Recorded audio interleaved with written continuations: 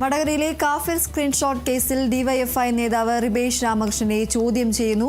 Vadakara crime branch ഓഫീസിലാണ് ചോദ്യം ചെയ്യൽ. കേസിലെ രണ്ടാം പ്രതിയാണ് റിബേഷ്. റിയാസ് KMR ചേരുന്നു വിവരങ്ങളുമായി.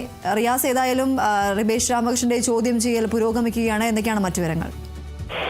പാർലമെന്റ് തെരഞ്ഞെടുപ്പിൽ വടകര ലോക്സഭാ മണ്ഡലത്തിൽ ഏറെ കോളിളക്കം സൃഷ്ടിച്ച വ്യാജ കാഫർ സ്ക്രീൻഷോട്ട് പ്രചരിപ്പിച്ചതുമായി ബന്ധപ്പെട്ട കേസിൽ ഡിവൈഎഫ്ഐ കോഴിക്കോട് ജില്ലാ കമ്മിറ്റി അംഗം റിബേഷ് രാമകൃഷ്ണനെ ചോദ്യം ചെയ്ത് തുടങ്ങിയിരിക്കുകയാണ് ക്രൈംബ്രാഞ്ചിന്റെ പ്രത്യേക അന്വേഷണ സംഘമാണ് ചോദ്യം ചെയ്യുന്നത്.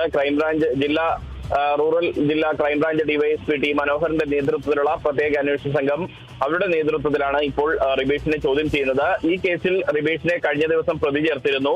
നിലവിൽ കേസിലെ രണ്ടാം പ്രതിയാണ് റിബേഷ് രാമകൃഷ്ണൻ. നേരത്തെ ഡിവൈഎഫ്ഐ വടകര ബ്ലോക്ക് കമ്മിറ്റി അംഗമായിരുന്ന ജിതിൻ ഭാസ്കറിനെ പോലീസ് ഇതുമായി ബന്ധപ്പെട്ട് അറസ്റ്റ് ചെയ്തിരുന്നു. ജിതിനാണ് ഒന്നാം പ്രതി. കൂടാതെ മറ്റൊരു ഡിവൈഎഫ്ഐ മേഖലാ കമ്മിറ്റി അംഗത്തെ കൂടി CPM ലോക്കൽ കമ്മിറ്റി അംഗത്തെ കൂടി നേരത്തെ അറസ്റ്റ് ചെയ്തിരുന്നു. അങ്ങനെ രണ്ടുപേരെ ഈ കേസിൽ അറസ്റ്റ് ചെയ്തു. ഇപ്പോൾ മൂന്നാമത്തെ ആളാണ് റിബേഷ് രാമകൃഷ്ണൻ, രണ്ടാം പ്രതിയാണ്. അദ്ദേഹം കഴിഞ്ഞ ദിവസം കോഴിക്കോട് ജില്ലാ സെഷൻസ് കോടതിയിൽ നിന്നും മുൻകൂർ ജാമ്യം നേടിയിരുന്നു.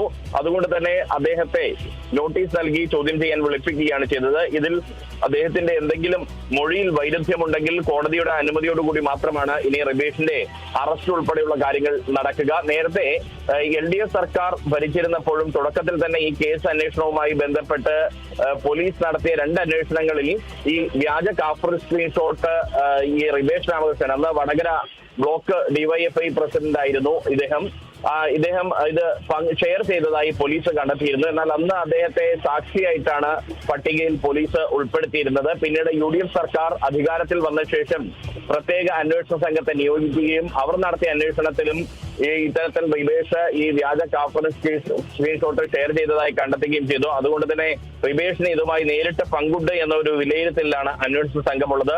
അത്തരം കാര്യങ്ങൾ ഉൾപ്പെടെയാണ് ഇപ്പോൾ ചോദ്യം ചെയ്യലിൽ ചോദിച്ചറിയാൻ പോകുന്നത്. എന്തായാലും ചോദ്യം ചെയ്യൽ ഇപ്പോൾ വടകര ക്രൈംബ്രാഞ്ച് ഓഫീസിൽ ആരംഭിച്ചിരിക്കുകയാണ്.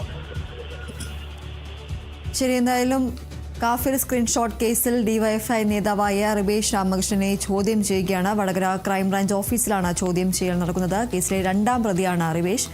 റിയാസ് KMR ആണ് വിവരങ്ങൾ നൽകിയത്.